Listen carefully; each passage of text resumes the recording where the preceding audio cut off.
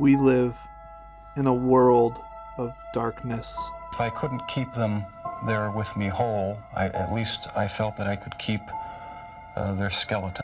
In a world full of mystery. The best way I can describe the vocalizations would be a low guttural growl to start with that went and continue into a high-pitched scream. A world of evil.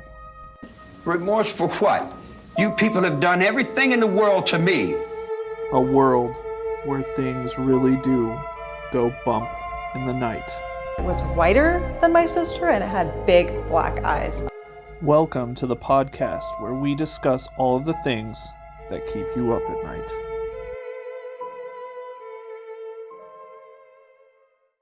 On this episode of Bump in the Night.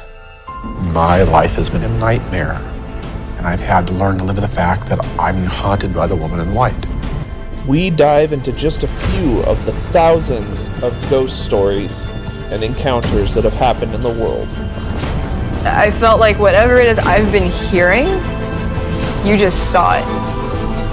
Like, holy shit, it can look like us.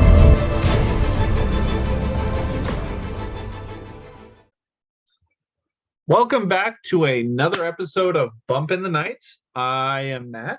And I'm Kyla. And sorry about the slight break. We kind of took a week off because my beautiful co-host here My bad. decided that one bout of COVID was just not enough. Yeah, I'm going for that punch card. You know. Get 10 bouts of COVID and you punch all those cards and you get a Fauci bobblehead. Yeah. Stealing jokes from my manager. Yep. Anyway, we're back. We're gonna get this one out a little late, obviously. We didn't get a Friday episode out. I was taking care of her because she was in a bad place. Again, my bad. Again. Oh, yeah. Mm. But anyway, we are back. So last episode was on Richard Chase. It was dark, it was bloody, it was gory, it was rough. And so we decided to do one. It was a lot. A little more, I don't know if you want to say fun. Less eating people, cutting stomachs open. Yeah, ghost stories. We're doing ghost stories. We like ghosts. Spooky ghosts. So I've got, I suppose I should thank everyone because they've made Richard Chase's episode, I think, the second highest listened to. The only one beating it is Love and Saucers, because I mean, alien sex. Yay! If she coughs throughout the whole thing, it's because COVID. I still have a cough, so yeah. I greatly apologize. She's not contagious anymore, hence why I'm within proximity of her, but Just ignore the cough. yeah. Anyway, so thank you guys for listening to Richard Chase so much. I'm glad you guys enjoyed it, and we'll be back on schedule from here on out. Don't forget to send any subjects you guys would like to hear about to Bump of the Night Podcast at outlook.com. Don't forget to check out the Instagram at Bump of the Night Podcast. And don't forget to check out the YouTube channel, which is youtube.com/Bump of the Night Podcast. Pretty boom, boom, boom. So I'm going to jump right into it because I've got 10 stories. There are thousands out there, but these were just some of the more interesting ones, especially the first one. This one caught my interest immensely, and I'm actually going to do an episode completely on the ghost of this, which is a woman in white, which this one is titled A Woman in White. So I'm going to just dive into it. You ready for ghostesses? I'm ready for ghostesses. Ghostesses. So Jason Hawkins has had to deal with a terrifying spirit for his entire life. Growing up, his family was incredibly poor and they had to move around a lot, and they eventually ended up at an apartment where he would have his experiences. You awake there? He immediately felt uncomfortable and it felt very off inside of his bedroom. Something just didn't feel right. And especially when it came to his closet. Why is it always the closet? This one has a reason behind it. So his experiences started with his closet doors.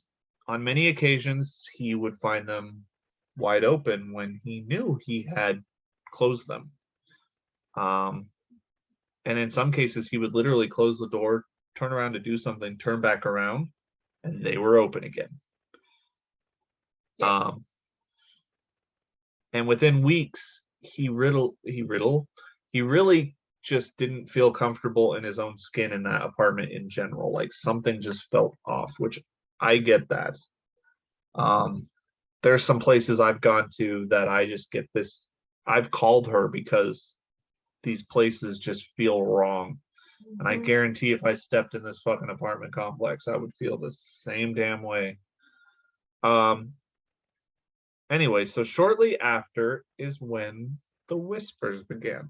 Yeah. He would hear someone in the middle of the night whisper his name.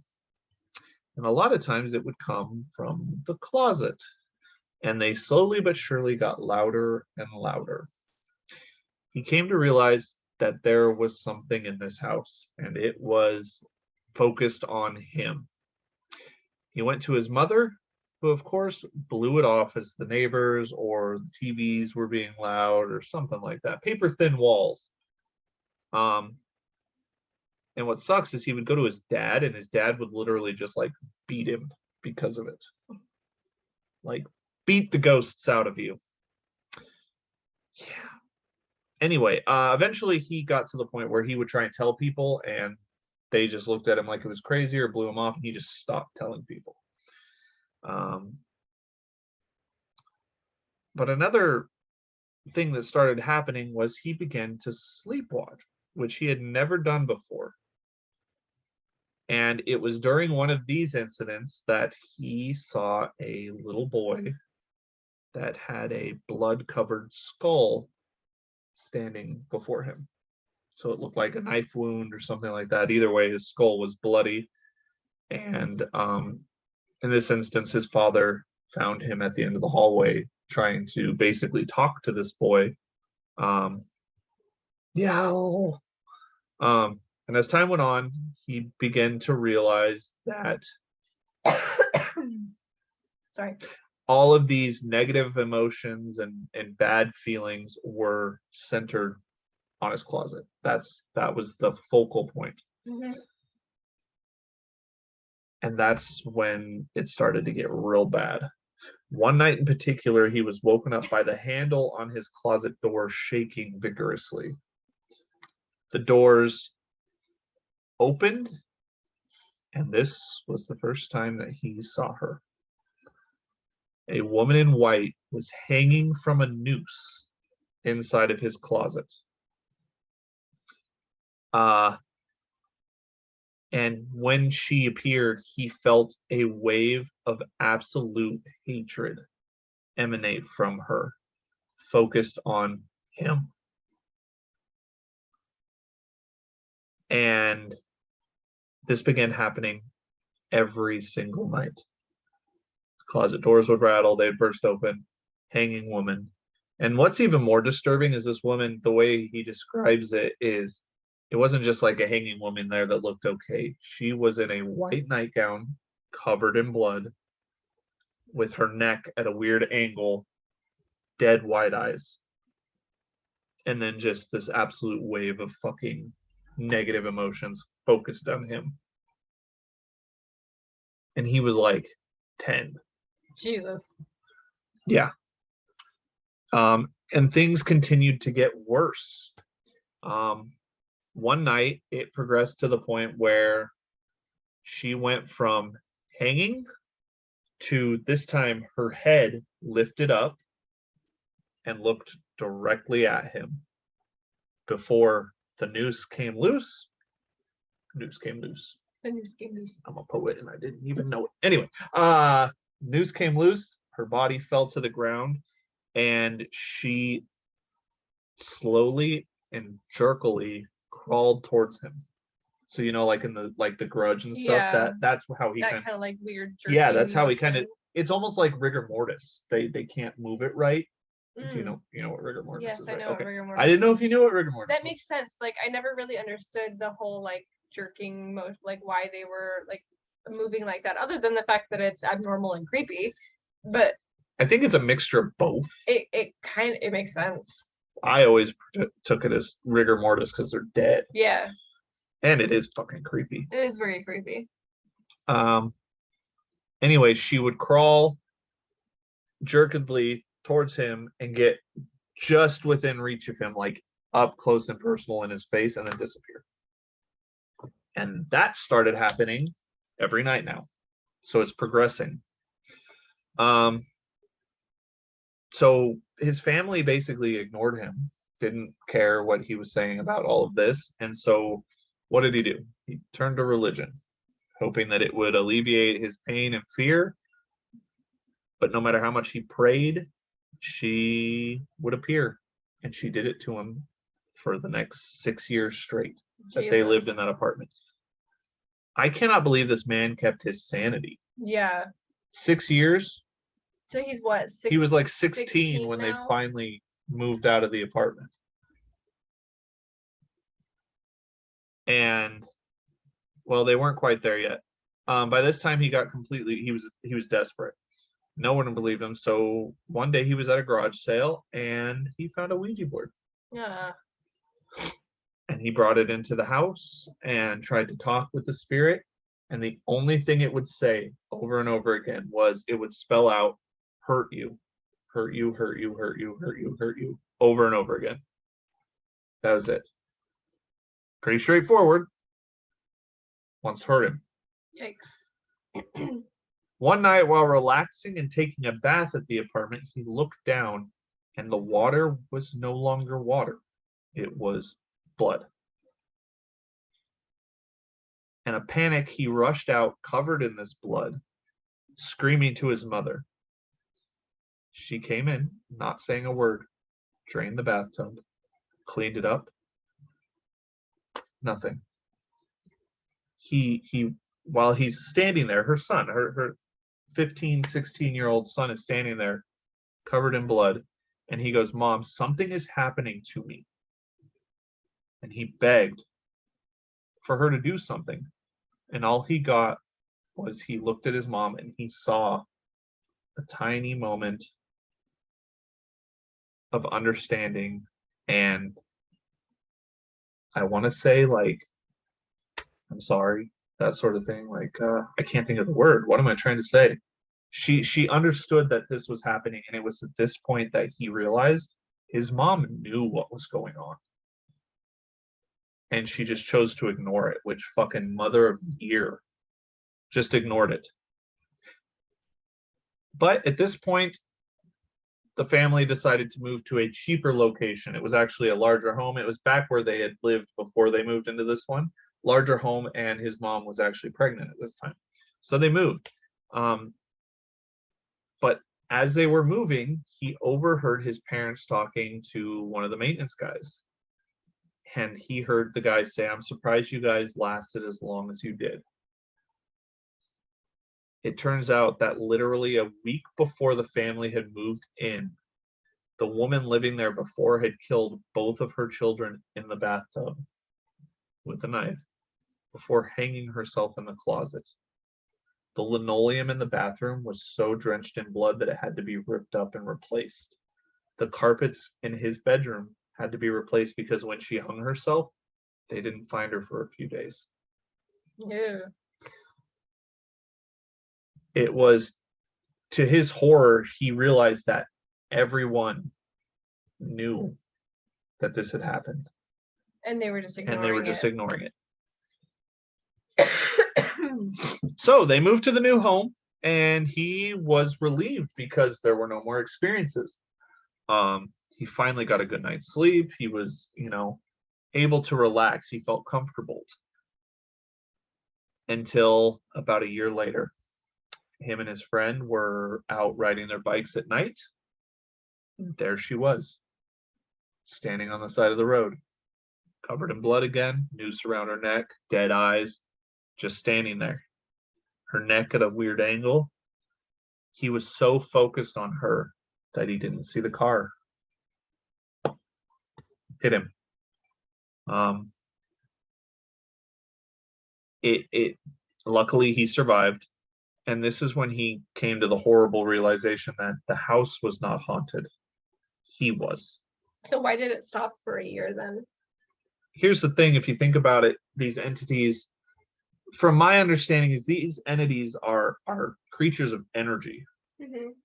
You got to build up a lot of energy to, and if they moved out of the town that they were in before, it may have been latched onto her, or she may have been latched onto him, but it might have taken a while to build that energy back to not only move from, at that apartment, that was the focal point. That was where everything blew up and went off. So she could draw on that energy and the negative energy from him. He was starting to get relieved. He was starting to get, so it probably took her a while to build that back up to start. And that's just my viewpoint on it. I don't know ghosts. That's just from everything I've read. My belief is sometimes these beings can't constantly do it. They have to like build up reserves to manifest themselves. Right. It's a lot different to, push a piece of paper or something like that to fucking physically manifest, Well, and from the sounds of it, it sounds like that was the first time she'd ever manifested herself outside of where she died. But anyway, he realized at this point it wasn't the house that was haunted. She had latched onto him, which, Jesus Christ. You were talking about like Casper the Friendly Ghost on the island of Yeah, that's not Casper the this Friendly is not Ghost. Casper the Friendly Ghost. This is not someone that's trying to help you. Anyway, when him and his friend, after he got hit by the car, he had been staying at his friend's house. So they hightailed it back to the house, and they ran in to his mom and said, he needs an ambulance. He just got hit by a car. But they found her sitting there, his friend's mother, sitting on the couch, motionless.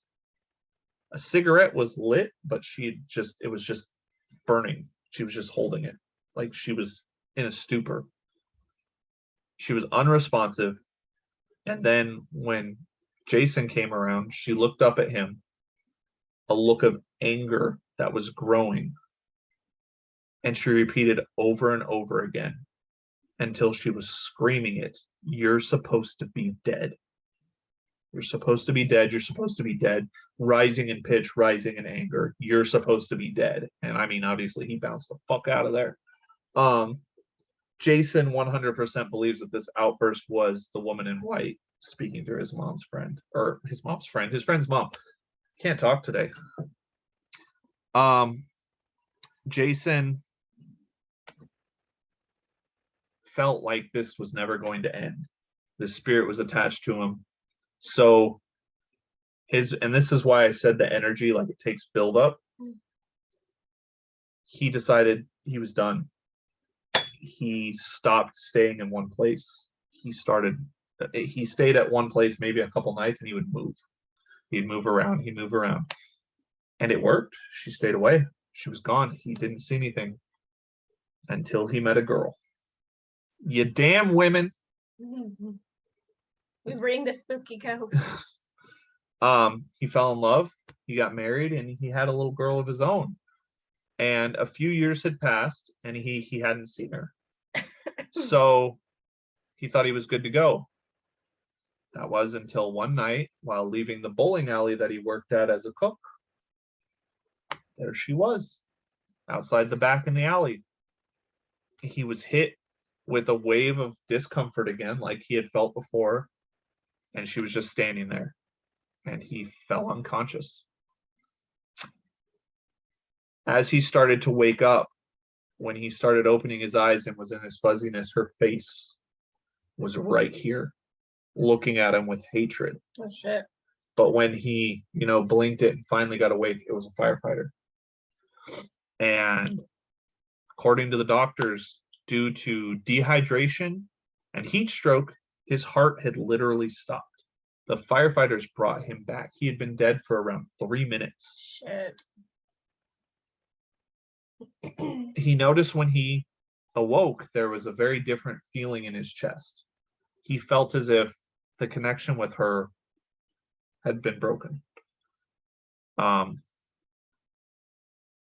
when Jason was asked what he felt the reason behind her latching onto him is you got to think about this. When he moved in, he was a little boy. He was like 8, 9, 10. His belief is that she thought he was one of her children, and that child was supposed to die, because that's what she did. She killed him. Yeah. Thought he was supposed to die and that she needed to complete the job. And so when his heart stopped, he felt that he had died and that she was no longer connected. And we're hoping that, Jason would get a happy ending. A few days before he came out and told them this story, she was back.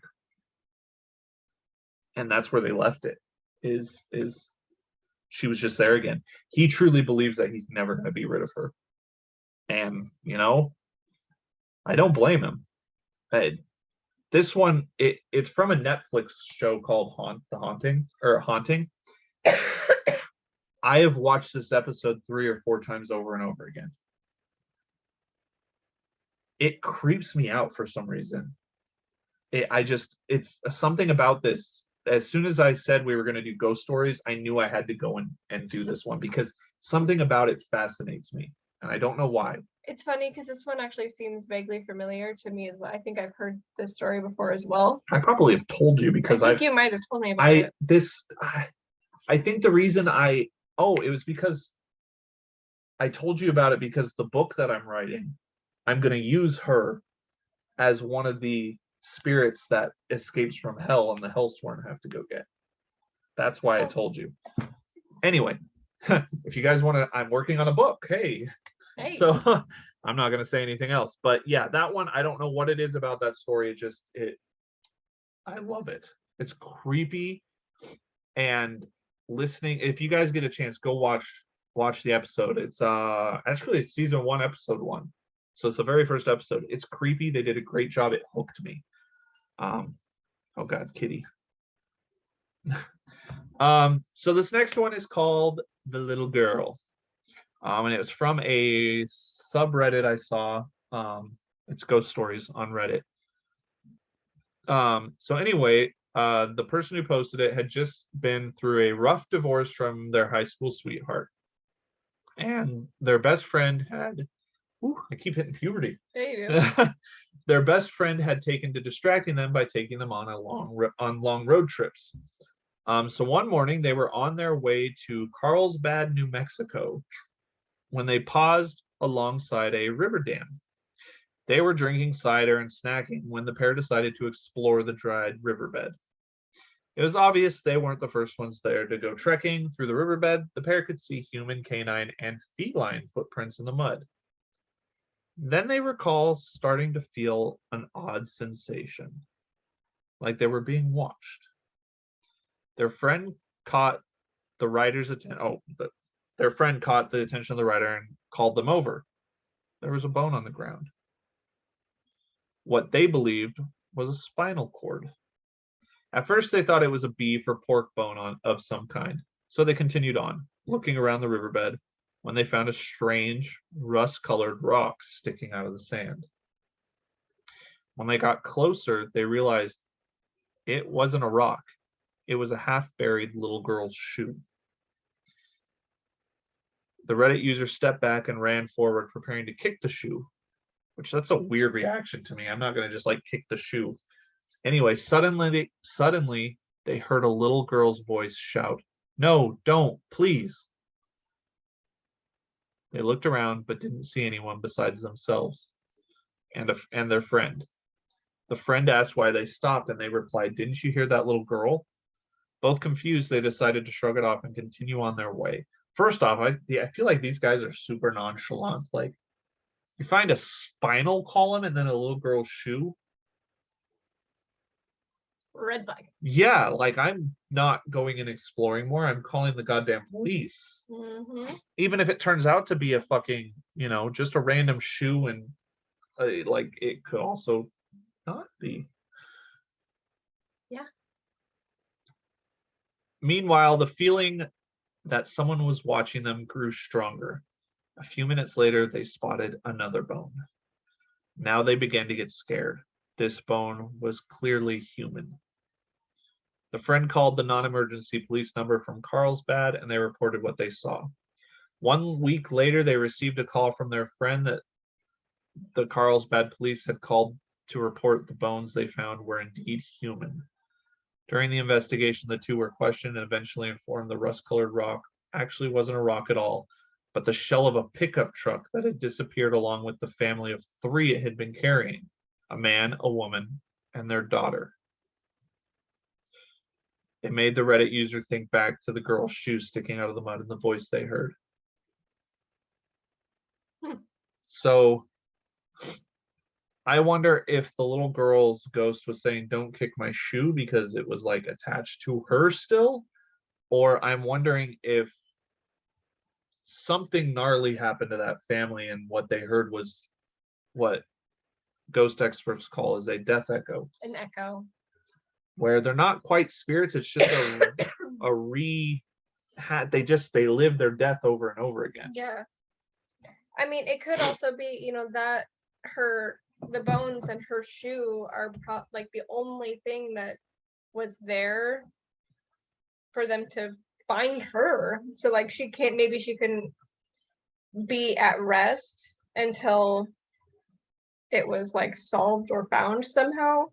And so she didn't want it to be like messed up or disturbed because that's her chance of being able to be at rest. Yeah. I know that one's not super scary or chilling or anything like that, but I've got this thing about voices. The voices bother me. And I will say stay until the very end if you really want to hear a creepy one about voices, because I got a doozy for you. But that one was interesting. I did think reading through it, though, those people are way too calm finding bones. Yeah. Especially a spinal column. Come on. I mean, I can kind of understand like thinking, oh, it's probably just an animal, because you are in the woods, you are, out in nature and stuff, But the shoe. Yeah, the shoe is the Cherry on top. The red flag. Yeah. So this next one is called The Phone. And this one was interesting to me. When I was pregnant with my oldest daughter, Mike, my husband, and I bought a house in Catskill Mountains of upstate New York, in the middle of nowhere. We drove down winding roads for 40 minutes just to go grocery shopping. That sounds terrible. We have 2 grocery stores 5 minutes away. You're shaking the table. Sorry. And most of our neighbors were only around in the summer or on holidays. It was a nice little house next to the creek, and in the kitchen mounted on the wall was an old-fashioned dial phone with a coiled cord. I cannot talk today. It's the ghostesses. Ghostesses. Which I instantly think my grandma and grandpa down in California still have a fucking old-fashioned dial phone with a cord that they use. Oh my gosh. They're the only people I know that have a landline still. My grandma does. Okay, 2 people. She has one of those like old dial phones too, but it doesn't work. My grandma and grandpa's does. Yikes. When we first moved in, I picked up the receiver and heard a quiet conversation between 2 women about hair dye. I didn't want to eavesdrop, so I said, "Hello, who is this?" The lady stopped talking. Then one said, "Did you hear that?" "Yes, is someone there?" "Hi, can you hear me?" I said. Then it was silent. No voices, just a faint dial tone.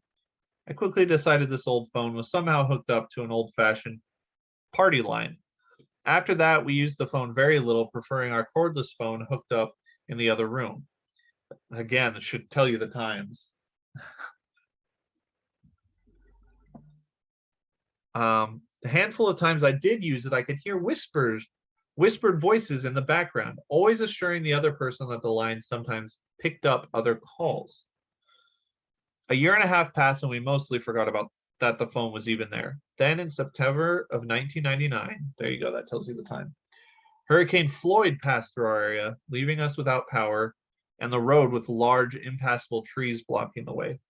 Fortunately, we were already prepared. We had stored food and clean water in a paranoid frenzy for Y2K. Jesus Christ, I remember Y2K. Yeah.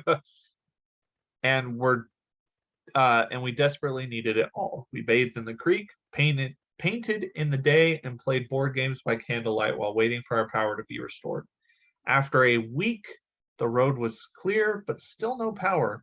It was getting tedious for Mike and me and their 1-year-old Chloe. I lamented that we couldn't call my sister as the cordless phone didn't work without electricity when we heard an unfamiliar ring. It was the wall phone in the kitchen. I raced to it and heard the faint voice of my sister. She was just checking in on us, invited us up to her place until our power came on. So off we went for 5 days, and when we returned, everything was back to normal. And I was so glad we had a hardwired phone that didn't rely on electricity. Sorry. A couple of years passed and the phone was mostly ignored, except by our 3-year-old, who thought it would look better covered in sparkly stickers. The power went out at least once or twice a summer, usually just a few hours. During one of these outages, Mike decided to try the phone in the kitchen and make his call, but it was dead. Concerned, he drove up the road to the local county store and called AT&T's service line. I believe it went something like this. Hello, yes, my phone has stopped working. Can I have your account number? Yes, it's blank, blank, blank. I don't see anything wrong here. Well, we don't have any power right now. Well, that would be the problem. No, you see, we have an old-fashioned dial phone hooked up in the kitchen. It should still work. I'm sorry, but according to our records, you have no phone in the kitchen. Yes, we do. We've used it. No, you don't. If you do, it's not connected through us. Oh, okay. After that, my husband came home, walked into the kitchen, and pulled the phone off the wall. The only wire on it was only about 3 inches long and attached to nothing. It had never been hooked up. So who the fuck were they hearing? And how did they get a hold of their sister? Yeah. Interesting. Ghost voices. Ah. Interesting. So that one isn't scary. It's not scary. As much as I mean, I would be scared as them. But it connected them to their sister to get them comfort. It helped them. It did. So that's one of those things like, here's the thing. When we moved into our house we're in now, I felt like there was something here. Because remember there was... That little thing in your closet. Yeah, there was this weird little... I don't know what it was in my closet in my upstairs room. And there would be nights where I would be home by myself and I would hear something. I would hear noises upstairs, like thumping or something like that. Like somebody was walking, and I would be like, it's just the cat or the dog. And I would look around, I'd be like, oh shit, all the animals are down here. Yeah. Kyla's at work. My son's at his mom's house. When that, your closet, to elaborate on it more, it was a weird little sort of figurine. Yeah. It wasn't quite a Buddha. It was Buddha-ish. But it wasn't a Buddha. It wasn't though. And it wasn't like a Cupid type chibi thing.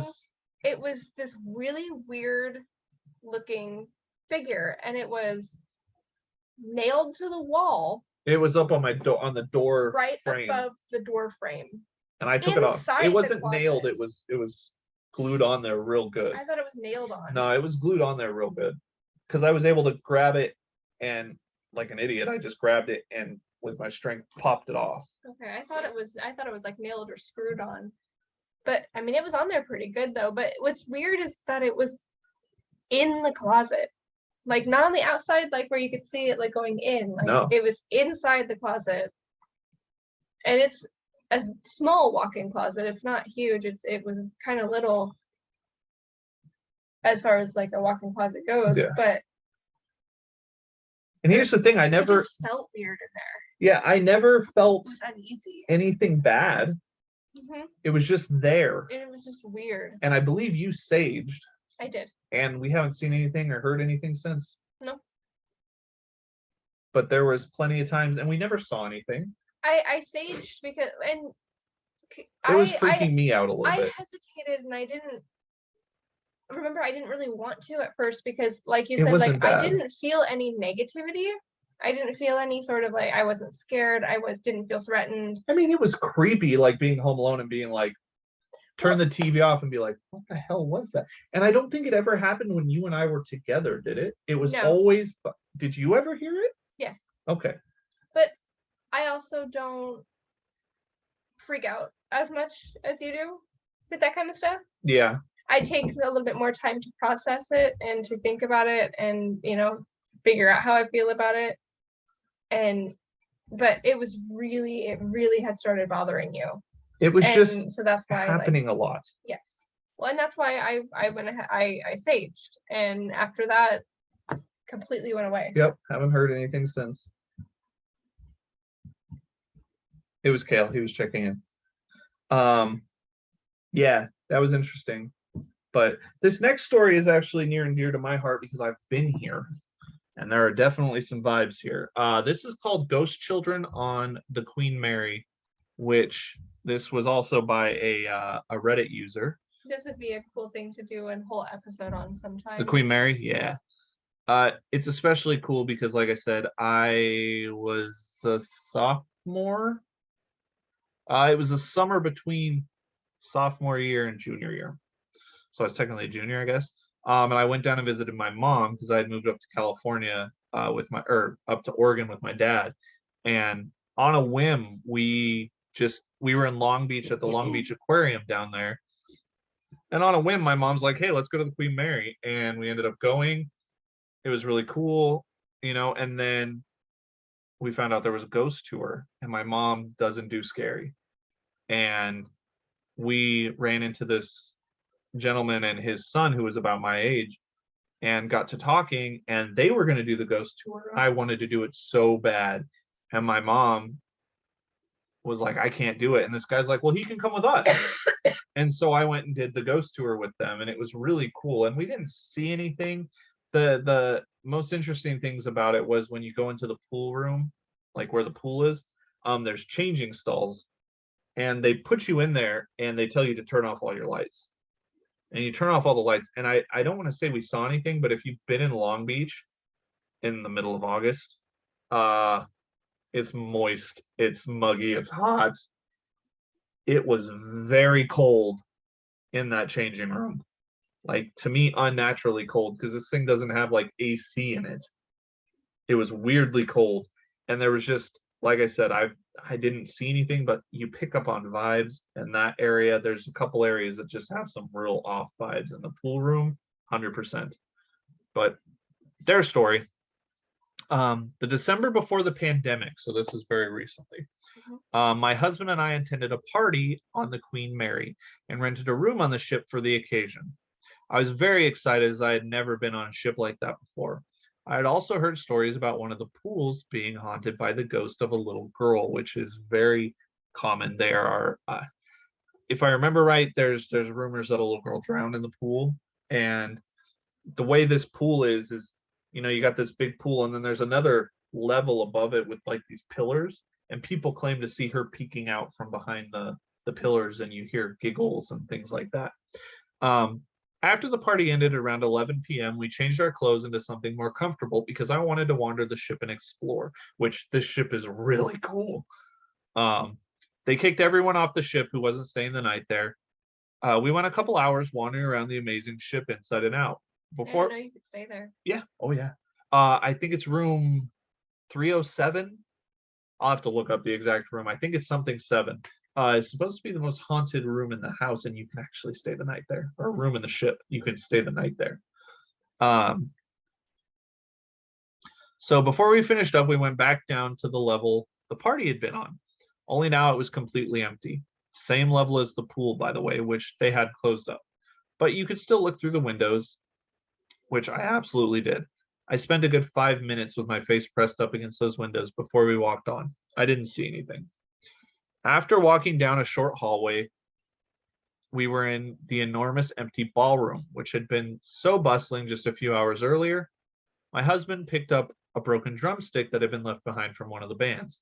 Just then, from the direction of the pool, came a loud child's laugh coming towards us, as if a little kid was running our direction down the hallway laughing loudly. I immediately locked eyes with my husband. It's just a kid, he said dismissively. But there was no kid. We were alone on the entire floor. I looked at my watch and it said 1:01 a.m. So, I mean, bad parenting if you're letting your kid randomly run around at 1 o'clock in the morning. We go back to our room, seeing no one else along the way. Once in bed, I start Googling about Queen Mary ghost stuff. I found a forum that mentioned a common occurrence is hearing children's laughter around the pool area. We then discussed how we never saw any children that night, even during the party, which was a 21 and over, so why would we? We went to sleep feeling in awe and a tad eerie. I can still hear that laughter in my mind, clear as day. So I think that little girl was screwing with them a little bit. She's one of the most common ghosts there. It's really interesting that I didn't know you could stay there. I would 100% stay there. Like how much is it to stay I don't know. there? I don't know. I'd have to look, but you can definitely stay there.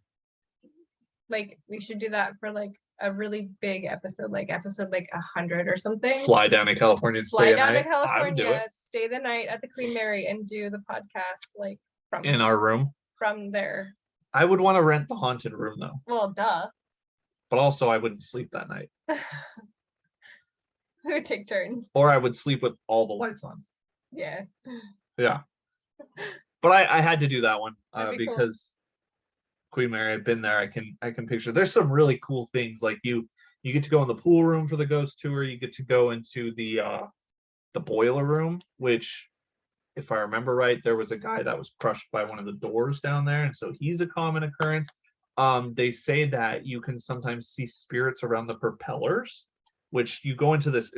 It's eerie at night because you go into this. They've got it the back of the boat blocked off. You go into this little room, and the water is lit up, but it's this murky green, like eerie, and you just see this ominous large propeller like coming out of the shadows into it. And apparently, you see people down there or see ghosts down there. I don't know how to describe it. It was just eerie looking at it. But the whole ship has got this weird vibe to it. It's interesting. Anyway, this next one is called The Lady in the Corner. This incident occurred in my living room, though not my bedroom. If you were to enter the front door of the house and walk straight to the end of the living room, a small door would lead to the upstairs. To the right of it was two big wooden doors for my father's bedroom. To the left, a chair. The chair faced opposite of my father's room towards the TV. Against the wall, left of the front door was a couch that faced a small stair door, which if you laid down the armrest as a headrest, you could face the TV corner or the door corner. To the right of the TV corner is the dining room, kitchen, and so on. I was in my room at first, and like most nights, I would wake up to some noise.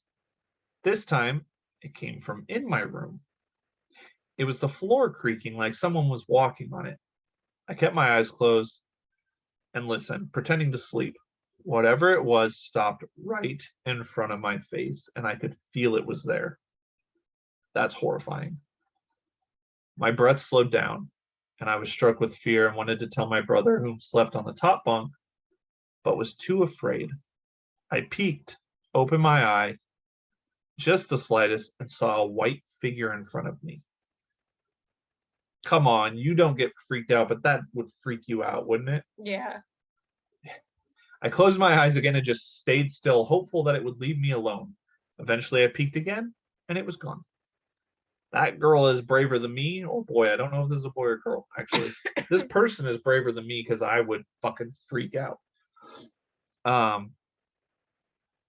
My fear was dulled, but still there. The next part makes the hairs on my entire body stand up.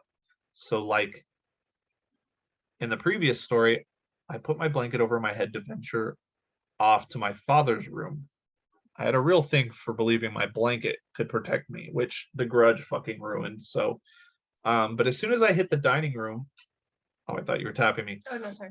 As soon as I hit the dining room, I lost my place. I feel like there are multiple people standing around me, watching me.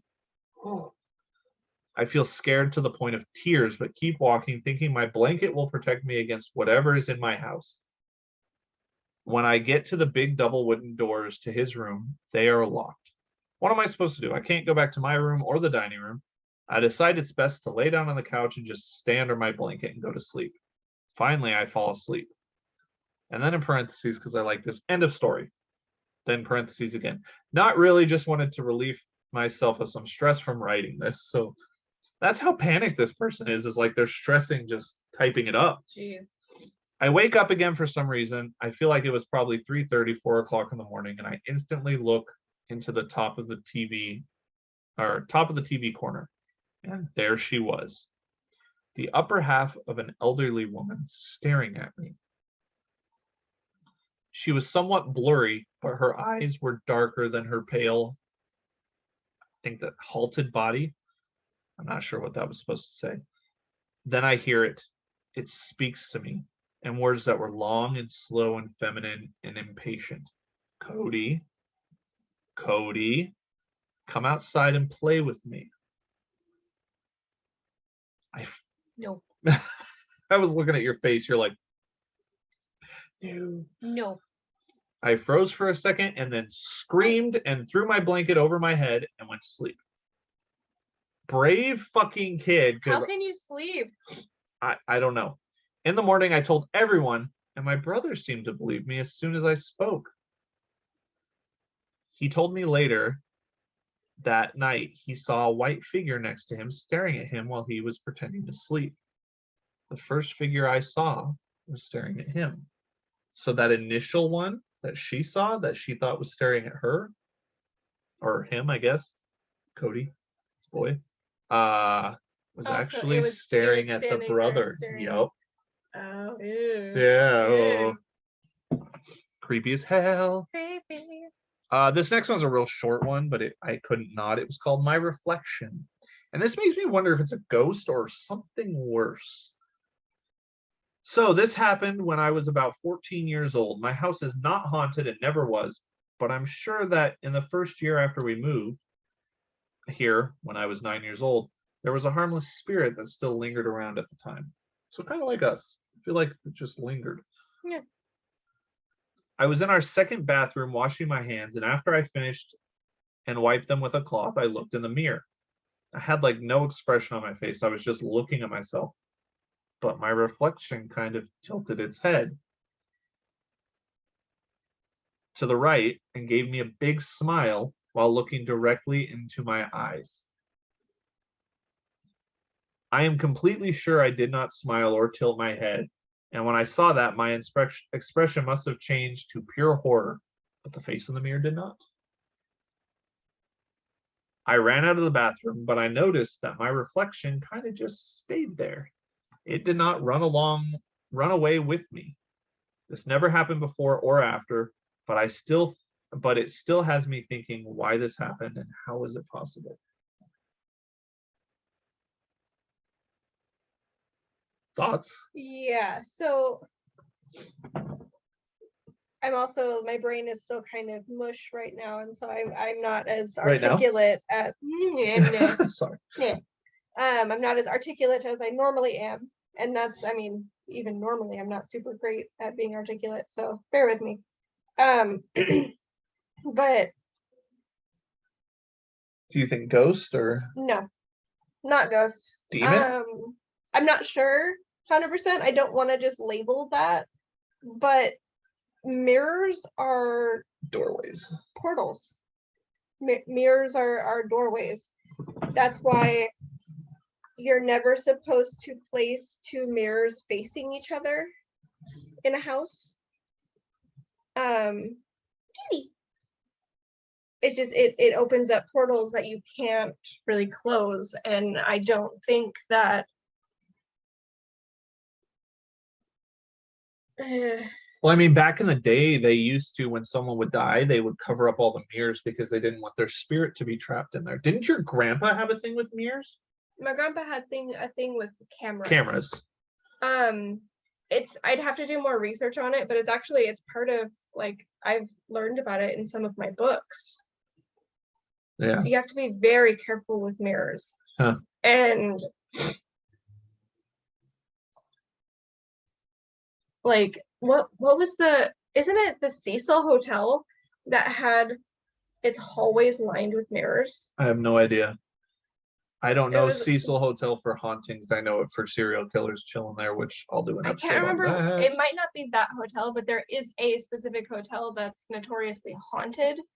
That its hallways, decoratively, like it's just the whole length of it on both sides are mirrors, and that's just Not good. that's why it's so fucking haunted. But no, mirrors are doorways, and I don't think that that was just a ghost. It was something else. But it obviously wasn't like necessarily a bad ghost. It just fucked with him one time and then Or it couldn't get out. oh, that just sent chills through me. Why did that do that? I don't get goosebumps, but if I got goosebumps, don't say stuff like Sorry, that. That it just wasn't able to get out. you said it again. I said don't say it again. That creeps me out so much. God, something this podcast has made me realize is I get scared of a lot of shit. Like I'm not really scared of a lot of shit, but like these things creep me out. The funny thing is, out of the two of us, I'm the biggest believer, but I'm also very prone to be the skeptic. I mean, you've turned me into more of a believer. I'm also very, very, like the whole Queen Mary thing. I'm gonna hold my opinions and thoughts until we do that episode. But to me, it just screams hoax. Oh no, And I'm the biggest believer out of the two of us, but I'm also the biggest skeptic. yeah, I don't like that something couldn't get out. That bothers me. And so we're gonna do an episode On on mirrors. God, you can do that one. This next one is called The Man in Black. I'm not entirely sure where to start with this one, but let's say the last few months have been weird. Man in Black. Sorry. The man. Sorry. God damn it. Back in January, don't do that stuff. Will Smith might slap you. I would gladly let that man slap me. Oh my God. Anyway, back to the ghostesses. Ghostesses. Back in January, I had a very detailed dream. In this dream, I was burying a body under the patio in the garden. The garden didn't look like mine, and it wasn't one that I recall ever seeing. While I was burying the body, a man who I had never seen before was standing in front of me, watching me the entire time. He didn't say anything, he just stared at me. I remember how scared I felt knowing I needed to keep this body a secret. I woke up the next morning remembering every detail, but it was just a weird dream, so I brushed it off. Things started to get a little strange in my house from that day. My dog started to become more reactive, barking and physically scared of something I couldn't see on my landing. I had woken up a few times in the night and could have sworn I'd seen a figure standing in the doorway of my bedroom. Nope. Fuck that. Why do you think I sleep with our door shut? I have a story about that. Not here. Oh, Not, I think I peed a little bit when you said that. not here. Okay, we can get to that after this. I'd woken up a few times, seen someone standing in the doorway of my bedroom. That wasn't even the worst part. The day after I first started seeing the figure in the doorway, I was changing my bed sheets. I threw back the duvet to find spots of dried blood on my sheets. I thought maybe I'd scratched myself in my sleep. However, I couldn't find any evidence of this. I changed my bed sheets and thought nothing of it. The next day, while making my bed, the blood was there again. And this continued every day. I couldn't find the source of the blood, and it started to drive me mad. The figure had become more frequent, almost nightly at this point. I started to speak to it, asking it questions. Maybe it needed help. It never would answer. Me.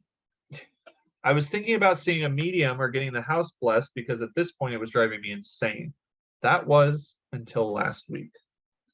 For the first time in months, no figure, no blood, no barking dogs, everything just stopped. The following day, I was scrolling through social media and came across the picture of a man that was attached to the article. I hadn't even looked at the article title. I was fixated on the picture. As soon as I saw his face, I knew it was the man from my dreams.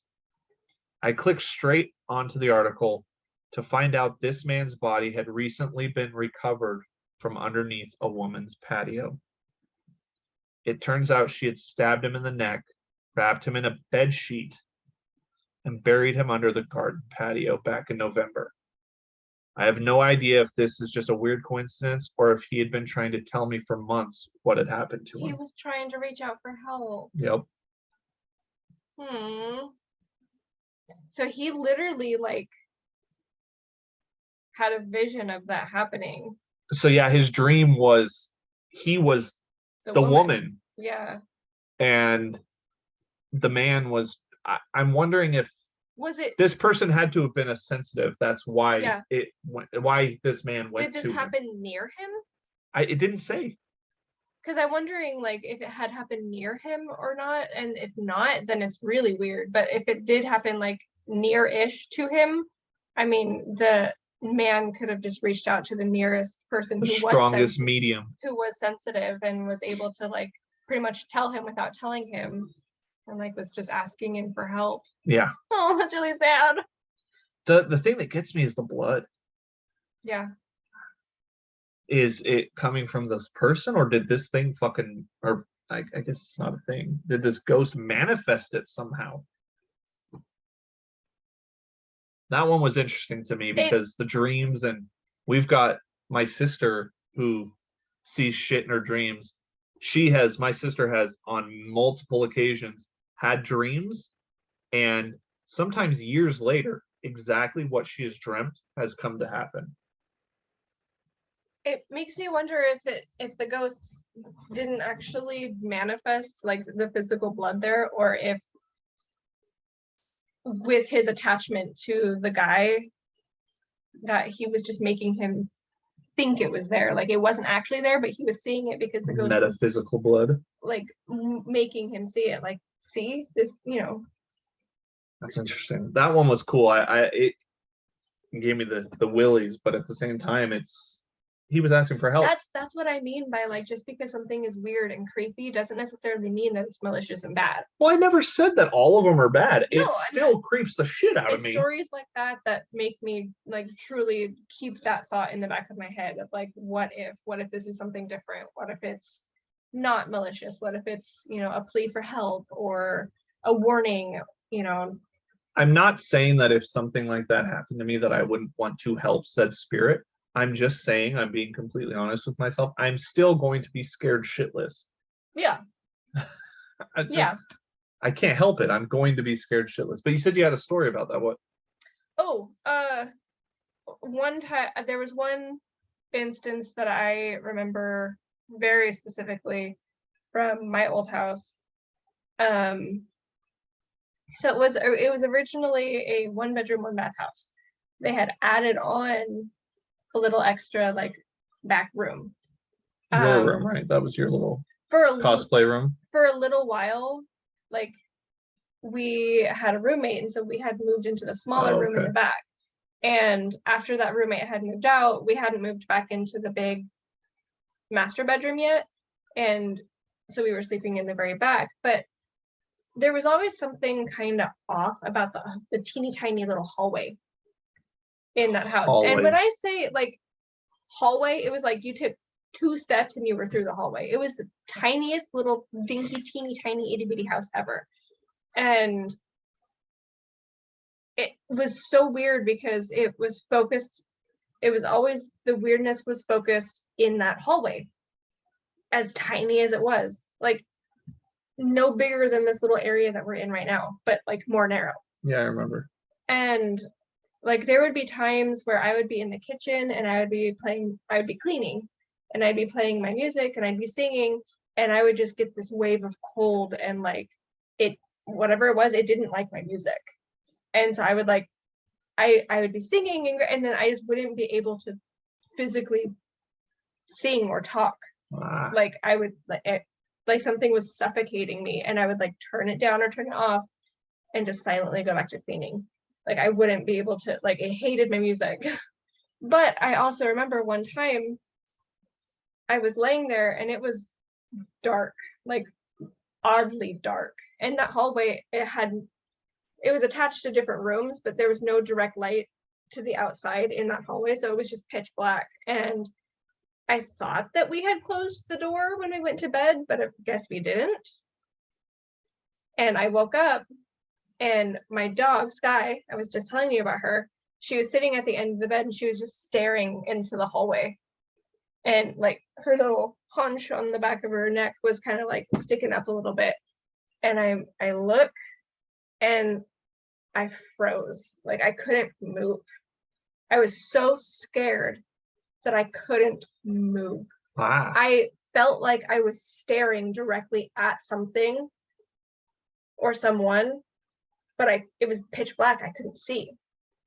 And with her, you know, haunches being up alerted me already, and I physically could not move, and I just sat there and stared through a crack about this big of my door slightly open into the dark hallway until the sun came up. I could not move and I could barely breathe. And I sat there for hours until the sun came up. And did the dog move? Nope. Oh, She and I both stood there. Well, she was sitting and I was, you know, crisscross in bed, gripping the blankets. And I couldn't move. I couldn't even move enough to wake him up. Ugh. Like I couldn't even do this. I have never had that. My thing I is, was paralyzed. mine is never that direct. It's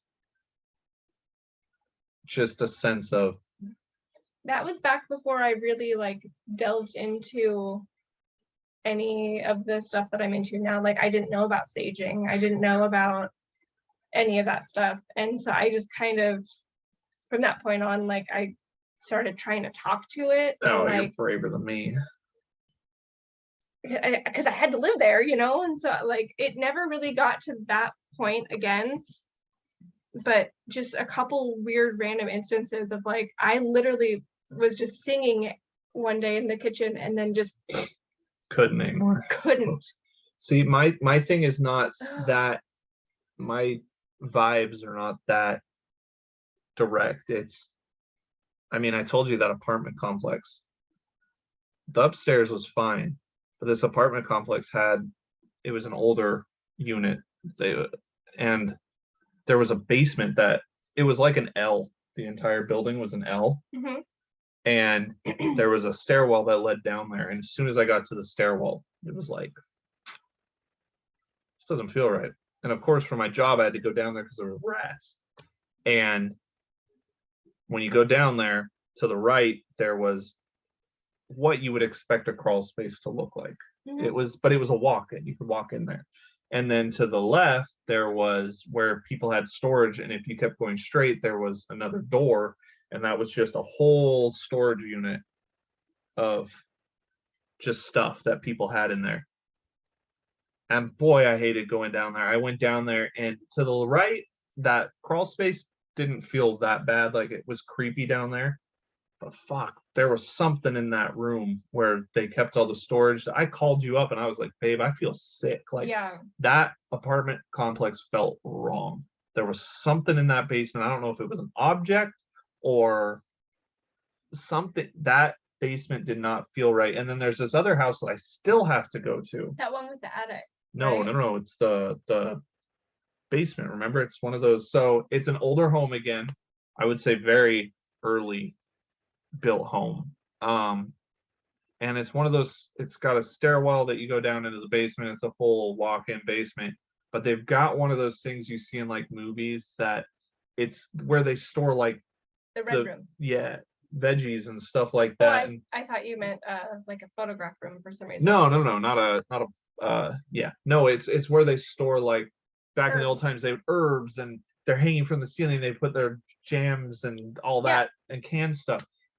The basement itself does not feel weird, but as soon as you open that door to that room, it emanates something is not right there. And I don't want to say evil because it doesn't feel evil or dark. It just doesn't feel right. And I'm walking around after I got out of there because I'm like breaking out in sweats and not feeling right and stuff. I get out of there and I'm walking around doing my treatment on the outside and I start feeling that sense of uneasiness again. And I realize I'm standing by the window that looks into that fucking room. I hate that place. I hate that place. And what's crazy as hell, every other window on that level, I don't think I've ever told you this. Every other window that leads to the basement is always covered in spider webs. That window has never had a fucking spider web on it. Never. They know. It's fucking creepy. They know. And I don't know what's worse, actually seeing things or just getting this feeling that you don't fucking know. And my worry is I am too scared. I'm a coward. I'll leave it at that. I'm a coward. I'm too scared to do things to try and increase this sensitivity. Yeah. So back to the ghost stories. Those are our personal. To answer your question, honestly, I think it's worse to feel it and not see it than to see it. Yeah, I don't like I'd it. rather see it. She knows I pick up on these things and I don't really, but when it's really bad, she knows it because I call her afterwards and I'm like, babe, I remember I don't like it. I remember you telling me about that house the first time because I was walking around Fred Meyer. Yeah, I was almost in tears from that. And you called me. I was you were scared. Just panicking. It was an overwhelming flood throughout my body. It was like, get the fuck out of here. Mm-hmm. And I couldn't get out of there because I had to do my job. Yeah. And it took everything not to hightail it the hell out of there. Didn't you say that you went back up the stairs backwards? Oh yeah, no, I wasn't turning my back on that room. Smart. Nope. And thank God I did my one treatment down there and I've never had to go back down there. Good. There's never been any critters or anything in that basement since I went down there. Do it once, do it right. Yeah. Don't go back. I've had to go back in the house and the rest of the house feels fine. Have you talked to the residents about it? I don't want to be thought I'm crazy or something. That's fair. No, but that my instance about the hallway thing, the last thing I forgot to add, like I know that I wasn't dreaming and I know that it wasn't fake because again, I had stayed up. Yeah. I stayed awake the whole time. Like when the sun came up and then he eventually woke up, I was still awake. I never went back to sleep. It was a wonky kind of almost sleep paralysis without the sleep. Yeah. Which that's an episode I'm going to do is sleep paralysis. Actually, keep an eye out because I'm going to do shadow people here soon. I've been doing my research. They creep me the hell out. Maybe that's what it was. Yeah. I mean, I'm sorry, we've gotten way off track here, but one more story because it's funny. The other night, Matthew likes to indulge in edibles. They calm me down, they keep me relaxed, but sometimes they don't calm me down. They don't calm me down. She was not feeling good because she was dealing with COVID. She went to bed. I was 2 edibles in, very high. And for all of you guys who are possibly asking, Oregon, it's legal. It's legal. Just letting you know. Anyway, I'm sitting there watching my Disney movie because fucking Encanto is my high movie. You were watching Encanto. I was watching Encanto. I love it. And it makes me happy. And I started thinking about, well, crap, we haven't set out a new podcast lately. She's sick. I'm not going to push it. You know, I could do one by myself, but it's more fun with my wife. And I started thinking about the podcast. And I started thinking about shadow people because I've been researching them a lot. And I started thinking about black-eyed children. And then I started thinking about the fact that black-eyed children and shadow people are drawn to people that think about shadow people and black-eyed children. And then my high brain goes, oh, fuck, you're thinking about black-eyed children and shadow people. You're going to fucking draw them here.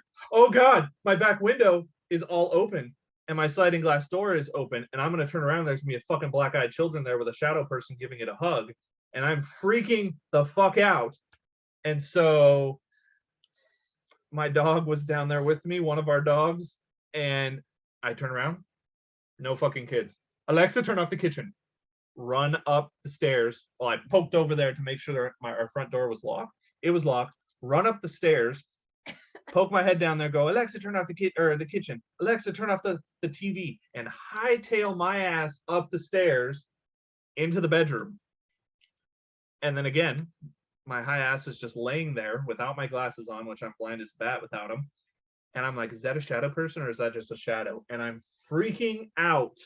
And I couldn't because I was high, I was panicking, and that's what this podcast has done to me.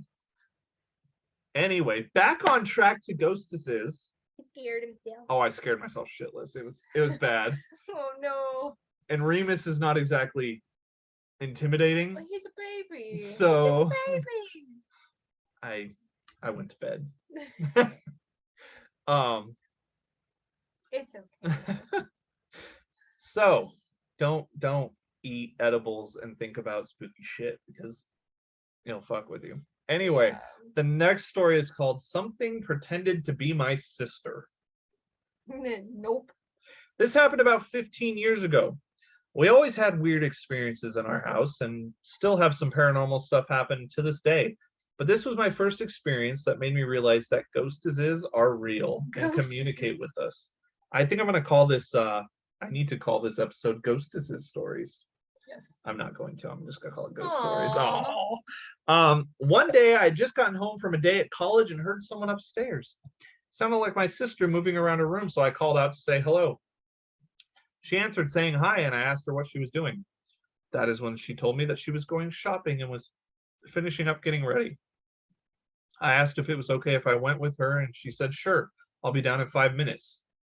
The whole time I was in the entryway, so as I still had my shoes and coat on, I sat on the bench in the entry and waited for her to come down. There is only one stairway in our house, so if someone had to come downstairs, I would have absolutely seen them as the house is completely open, so really no way to sneak around. After 5 minutes of waiting, I called out to see if she was ready, but didn't hear an answer. So I took off my shoes and went to her room. No one was there. I looked through the whole second floor, then downstairs, but I was completely alone in the house. I immediately rushed out of the house and sat in my car trying to figure out what happened. I don't understand what it was or what the purpose was to pretend to be my sister and just disappear. That was one of the strangest occurrences I had had so far. It's really weird. So the last story. I wonder what the motivation there for that was. I mean, like, I don't know, It just- but what I'm saying is the last story that I have on here that I'm saving. Yeah. It's kind of like this, but fucked up more. mm,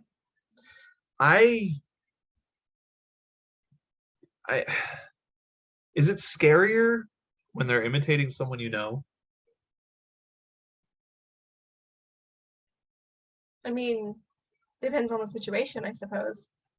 Like in that kind of situation, it's weird because normally I would imagine that they would, if they were going to imitate, they would do it in a sense to help get whatever their point across was. Like whether it's, if it's malicious and they want you to like come upstairs, like they would like come help me or, like come up here or something, or like, trying to get you out of the house, like, tell you to leave or something. But This one just fucked with her. And yeah, what's the point of that? what was the point of the steps up here? What's the point of anything they're doing? Well, the steps up here, they're just moving around. The steps that we hear, I mean, they move around too. They move throughout the house. They also walk and do stuff. as far as I'm getting off track again, but it was just a thought I just had with our possible spirit in the house. Mhm. This house before, the people had tons of foster kids in and out. Yep. I wonder if that is someone who was just checking on their kid and just decided to stay because they stayed here so long. Maybe. I don't know. We have no idea who owned the home before them either, though.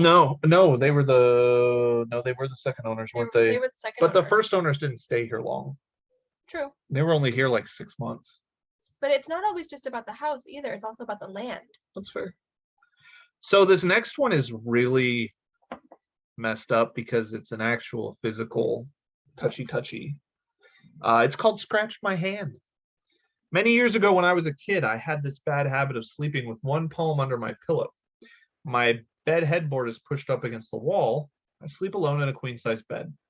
One night I was sleeping on my side with my palm under the pillow right below my head.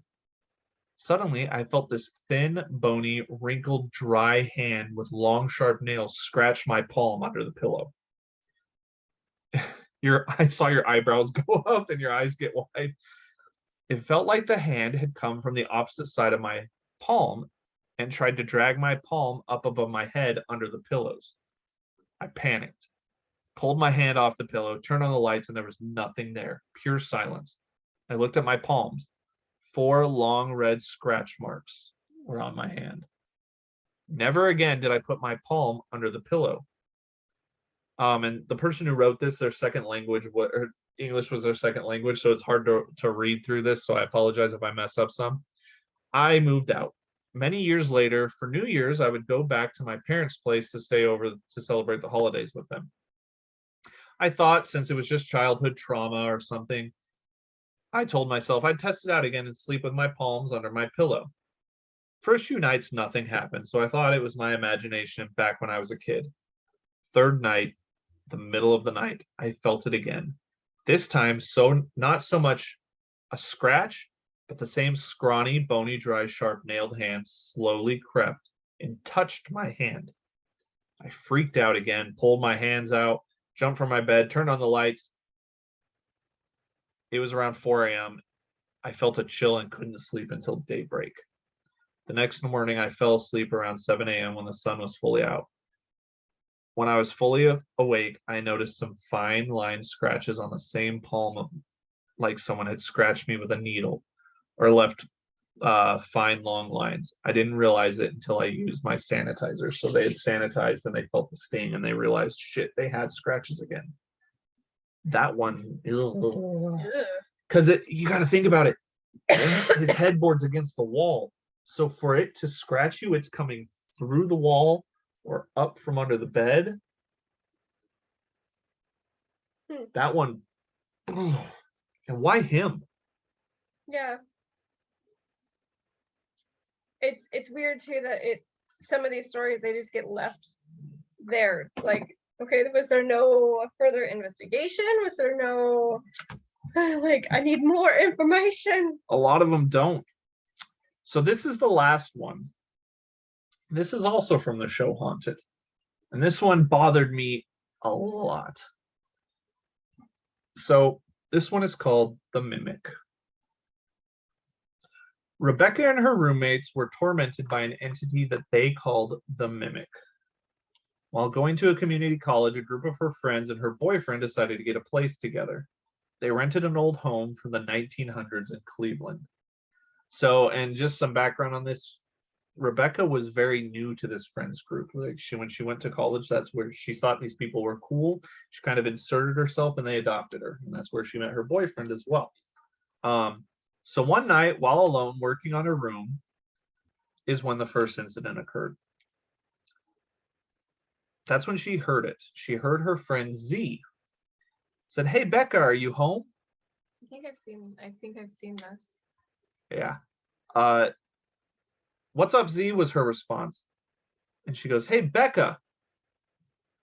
Rebecca calls back down to Z. "Yeah, I'm up here." And then she heard it again. "Hey, Becca, come down here." It was her friend's voice again. She cautiously made her way downstairs, calling for her friend. And then she heard it over by the basement door. Come meet me." And that's when she saw the basement door slowly creak open. Suddenly, the front door burst open and in walks Z, the person she had been talking with. She goes, were you just here a few minutes ago?" And of course, he said, "No, I just got home." No one had been home but Rebecca.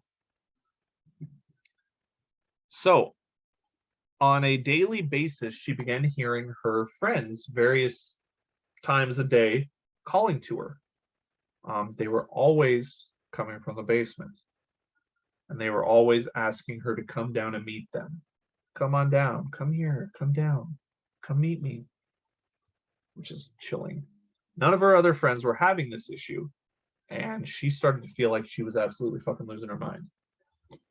One particular night, Jared, who's her boyfriend, stayed the night at the house. That's when he heard Z calling to him again. It's Z again. "Jared, are you there? Jared, are you home? Jared, come meet me." She hadn't told him about any of this because her biggest fear was she's new to this group. She's new with this boyfriend. She doesn't want to say something, freak them out, and them think she's fucking insane and boot her out. Yeah. So she just kept it quiet. He slowly got up and followed the voice, which led him to the basement door again. Jared, I'm down here. He opened the door and stepped onto the first step of the stairwell when suddenly the door slammed shut behind him and left him in pitch black. He turned and tried to open the door up, and it refused to open. It would not open. He slammed into it over and over again, freaking out. Finally, it burst open. He came stumbling out. It was at this point that Rebecca felt actually a wave of relief, because it wasn't just her. She wasn't going insane at this point. It was happening to everyone. Good. Shortly after this incident with Jared had happened, another one of their friends asked if he could move in. His name was Brandon. Sadly, the only room that was open was in the basement. Yeah. And she didn't tell him about it. What a bitch. Right? She was unsure if she should tell him or not. She ended up just not doing it. So Brandon immediately began experiencing things. One night, this is the biggest explosion that made him move out, was one night while he was listening to music, he heard Rebecca's voice. Hey, Brandon, can I come in? Before he even answered, she walked in.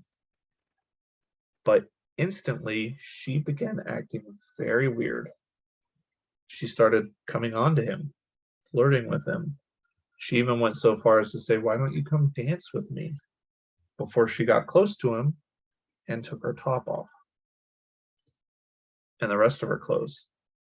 And she leaned in and began kissing him. Suddenly, he felt this weird taste and something in his mouth. When he opened his eyes, Rebecca had changed. Her body had literally become a rotting corpse of her, and what he felt in his mouth was a piece of her lip. You. Obviously, he freaked the fuck out. He moved out, but he went and told Rebecca. And she felt absolutely violated. I mean, I would too. Yeah. Absolutely violated. And she in the show, it shows she was just so blown away that this thing was not only mimicking the voices, but now it could look like them. Mm-hmm. So how I would go insane. Like, how do you know who's real and who's not? Anyway, continue on. One night, Rebecca was laying in her bed with Jared, and there had always been a water spot on her ceiling. And they were sitting there and they were kind of talking, and she was staring at it. And suddenly, out of that water spot, a face pushed down that looked just, it was anger, and jealousy, and hate on its face. It, like, I don't know if you've seen the new rendition of Friday the 13th. There's a part where Freddy like pushes his face through the wall. It doesn't break the wallpaper or anything. You just see it like it stretches. Yeah. That's what happened. They obviously freaked out, but Jared, and this happens a lot, Jared got pissed. He was tired of this. And I've actually read that that's like the worst thing to do with ghosts is you don't get angry with it. You don't fucking challenge it, because that's just going to intensify it.